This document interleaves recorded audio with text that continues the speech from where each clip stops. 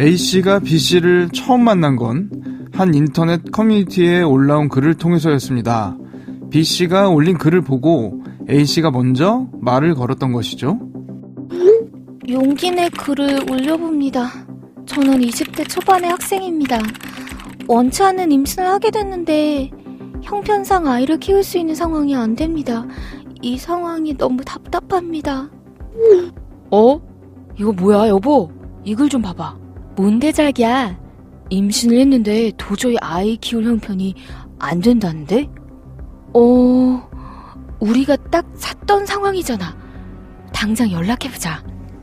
형편이 어려워 아이를 키울 수 없다는 여성 B씨의 글을 보고 A씨는 B씨에게 접근해 불임 부부인데 도와달라며 아이를 건네받았습니다. 출생 신고를 하고 잘 키우겠다는 감사의 쪽지도 남겼죠. 하지만 B씨가 아이를 출산한 한 대학병원에서 뭔가 이상함을 눈치챈 직원의 눈썰미로 A씨는 결국 경찰에 넘겨졌습니다. 그리고 조사 과정에서 더 큰 혐의가 드러났습니다. 김영사, 그 부부 뭐 좀 나온 거 있어? 핸드폰 문자 메시지 뭐 있다는 거 같은데? 선배님, 그거 말입니다. 뭔가 수상한 게 있던데요? 이 수상한 거? 뭔데? 분명 A씨가 불임이라서 B씨가 못 키운다고 하니 아기가 너무 불쌍해서 더 이상 데려온 거다 이랬지 않습니까? 그랬지.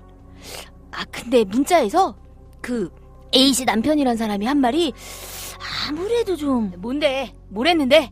왜 연기도 제대로 못하냐고, 그리고 경찰 조사 받으면서 들키면 어쩔 거냐고, 이런 내용이 있던데. 근데 이미 범행은 다 드러난 거 아닙니까? 이거 뭔가 다른 큰 게 있나 본데. 경찰의 수사 과정 중 끝끝내 감추고 싶었던 A씨의 또 다른 범행이 드러난 건데요. 도대체 A씨는 무슨 일을 저질렀던 걸까요? 과연 그녀는 정말 불임으로 고통받는 부모였을까요? 안녕하세요. 이원하 변호사의 사건 엑스파일 이원하입니다. 오늘은 로엘 법무법인 김아영 변호사와 함께합니다. 변호사님 어서 오세요. 안녕하십니까. 반갑습니다. 김아영 변호사입니다. 지난해 있었던 사건인데요. 아이를 가질 수 없던 불임 부부가 아이를 키울 형편이 안 되는 미혼모로부터 아이를 넘겨받는 그런 사건이 있었죠. 네, 사건은 2023년 대구의 한 병원에서 발생한 일입니다. 사건의 경위는 이러한데요. A씨는 남편과 함께 인터넷 게시판을 뒤져서 34세 미혼모 D씨에게 접근했습니다. 그래서 이 D씨가 A씨의 이름으로 출산시까지 산부인과 진료를 받고 병원에 입원해서 출산까지 무사히 마치면 산후 몸조리에 필요한 비용까지 합쳐서 약 284만 원의 돈을 건네주고 아이를 받는 그런 조건이었는데요. 한마디로 300만 원도 안 되는 돈으로 아기를 사는 거죠. 네, 그래서 D씨가 무사히 아기를 출산하고 A씨가 생모인 척 태연하게 이제 아이와 함께 퇴원을 하려고 했습니다. 그런데 다행히 그 병원의 직원이 아기를 출산한 산모 D씨와 아기를 데리러 온 A씨의 인상착의가 너무나 다른 것을 이상하게 여긴 거죠. 병원 직원이 뭔가 이상하다. 아무래도 친모가 아닌 것 같다. 이런 걸 눈치를 챘던 거겠죠? 그래서 이것저것 캐물었던 것 같은데 어떻게 됐습니까?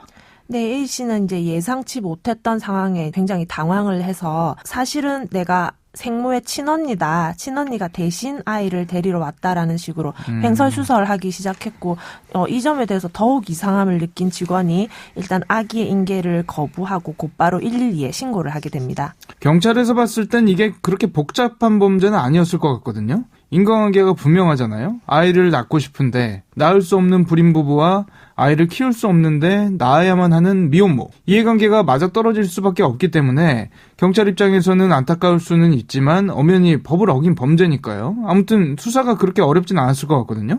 네, 수사 초기에는 단순한 산모 바꿔치기 사건 정도로 시작을 했습니다. 그래서 A씨가 가지고 있는 휴대폰을 압수를 해서 내용을 문자 메시지라든지 그런 조사를 해봤는데 그 휴대폰 전화에서 나온 문자 한 통으로 모든 상황이 뒤집히게 됐는데요. 이 문제의 메시지는 당시 A씨의 남편이 산모 연기에 실패한 A씨에게 이제 질타와 비난의 메시지를 보낸 내용을 발견했습니다. 그런데 그 뿐만 아니라 쭉 일련의 내용을 살펴보니 부부간에 나눌 법한 대화가 아니라 그 내용 자체가 굉장히 좀 이상한 부분이 많았던 거죠. 그래서 경찰이 지금 현재 있는 문자 메시지뿐만 아니라 삭제된 메시지까지 복구해서 분석할 필요가 있다고 판단을 해서 디지털 포렌식 작업에 착수하게 됩니다. 그 포렌식 작업해서 다른 게 뭐가 나왔나요? 경찰의 석 달간의 수사 결과 A씨 부부는 산모를 바꿔치기 하는 수법으로 수년에 걸쳐서 돈을 받고 신생아를 매매온 것으로 확인됐습니다. 한마디로 전문 아동 브로커였던 것입니다. 입에 담기 싫은 말입니다만 어쨌든 아이를 사고 팔았다는 건데 이게 또 처음도 아니었다면서요? 네, 사건을 거슬러 올라가 보면 2020년 9월 포털 게시판에 형편이 어려워 아기를 키울 수 없다라는 내용이 글이 올라오자 A씨는 당장 그 글을 올린 게시자에게 메시지를 보냅니다. 당시 A씨는 이제 미혼이었는데도 내가 불임 부부인데 아이를 주면 내가 출생신고를 직접 해서 잘 키우겠다라는 내용의 거짓 쪽지를 보냈습니다. 그래서 이후에 이제 본인이 아기를 키울 건 아니고 아기를 키우고 싶어하는 친구 B씨를 끌어들이게 됩니다. 그래서 며칠 뒤에 친구 B씨가 이제 글을 올린 미혼모를 만나서 현금 150만 원을 주고 아기를 데리고 왔는데요. 그리고 A씨의 친구 B씨는 이 2달 뒤에 데리고 온 아기를 가정분만으로 낳은 것처럼 서류를 꾸미고 구청에 찾아가서 출생신고를 마쳤는데요. 보통 출생신고를 할 때는 임신 확인서, 진료 확인서가 필요합니다. 그렇죠. 그래서 또 다른 임산부에게 이제 부탁을 해서 이제 B씨 이름으로 진찰받도록 한 뒤에 그 서류를 가지고 가서 신고를 한 거죠. 그리고 A씨는 2021년 5월에는 또다시 포털 사이트 게시판에 접속해서 이번에는 원치 않는 임신으로 아이 양육을 고민하는 임산부를 또 물색했습니다. 그래서 그간의 식비, 그다음에 생활할 수 있는 고시원비, 몸조리 비용으로 총 330만 원 상당을 주고 A씨의 이름으로 출산을 하게 한 뒤에 퇴원하는 날 산모 행세를 하고 아이를 받아가기도 했고요. A씨의 범행은 여기서 끝이 아닌데요. 또 임산부와 거래하면서 동시에 아이를 원하는 불임 부부를 찾아가기도 했어요. 입양을 하고 싶어도 조건을 갖추지 못하는 이제 불임 부부 한 쌍과 접촉을 했는데요. 먼저 만난 임산부가 낳은 아기를 A씨 자신이 낳은 것처럼 속인 후에 불임 부부에게는 700만 원을 받고 넘겼습니다. 그러니까 임산부에게 준 돈보다는 받은 돈이 더 많은 거죠. 거의 상습적으로 범행을 저지른 것처럼 보이는데 네. 혹시 또 다른 범행은 없었습니까? A씨는 임산부를 찾아서 불임 부부에게 아이를 중개하는 역할뿐만 아니라 스스로 대리 출산까지 했는데요. 2021년 3월 또 포털 사이트 게시판에서 우리는 불임 부부인데 좀 도와달라라는 글을 본 A씨가 작성자에게 또다시 연락을 했습니다. 그래서 작성자로부터 5,500만 원을 받는 조건으로 자신 직접 아이를 낳아서 부부에게 건네기로 했는데요. 2020년 9월 약 반년 뒤에 임신을 확인한 후에 대리모 계약을 했고 그리고 이번에도 불임 부부의 이름으로 병원 진료도 받고 출산도 하였습니다. 혹시 뭐가 또 있었나요? 네, 여기서 끝이었다면 참 그래도 다행이었을 텐데 A씨의 범행은 점점 그 수법과 방법이 황당해지기 시작합니다. 앞서 거래를 하던 미혼모에게 또다시 거래를 제안하기에 이르는데요. 심지어 아기를 건네받은 지 3개월밖에 안 된 시점에 또다시 미혼모에게 접근합니다. 정자를 당신 몸에 주입을 해서 임신을 시키자. 그러면 출산까지 매달 30만 원도 주고 거주할 집 월세도 주고 관리비까지 부담해 줄 테니까 출산을 해라. 그런 제안을 합니다. 미혼모가 이걸 또 수락을 해요. 그래서 신원 불상의 남성에게서 받은 정액을 주사기에 담아서 미혼모의 자궁에 주입하는 짓까지 벌입니다. 의료인도 아닌 A씨가 이게 시술이라고 부르기도 힘든 이런 행위를 했는데 당연히 임신은 실패를 했어요. 다행이네요. 어쨌든 불행 중 다행으로 경찰에 발각이 됐고 재판에 넘겨졌을 텐데 과연 A씨와 범행을 함께 저지른 A씨의 남편에게 어떤 혐의들이 적용되고 어떤 처벌이 내려졌을지 궁금하거든요. 일단 미혼모를 속여서 아이를 데려오고 다시 팔아넘긴 부분, 이 부분은 어떻습니까? 네, 우리 형법에는 인신매매라는 그 죄가 있죠. 그런데 요 죄는 성인을 대상으로 한 죄인데, 요렇게 아이를 대상으로 한 죄는 아동복지법상 아동매매죄에 해당합니다. 그래서 일반 형법보다는 더 중하게 처벌을 하고 있어요. 그래서 아동을 매매하는 행위를 금지하고 있고 이를 위반하였을 경우에는 10년 이하의 징역에 처해집니다. 그러면 아이를 넘긴 미혼모 같은 경우에는 어떻습니까? 네, 이 사건 같은 경우에는 A씨에게 돈을 받고 아기를 넘긴 미혼모, 그 다음에 아이를 넘겼다가 다시 데려간 미혼부, 그리고 임신 확인서를 위조하기 위해 대리진찰을 받은 만삭 임산부 한 명은 끝내 인적 사항조차 파악이 되지 못해서 수사 자체가 되지 않았는데요. 만약에 검거가 되고 수사가 진행됐으면 이들도 아동복지법상의 아동매매죄에 해당을 하는 거죠.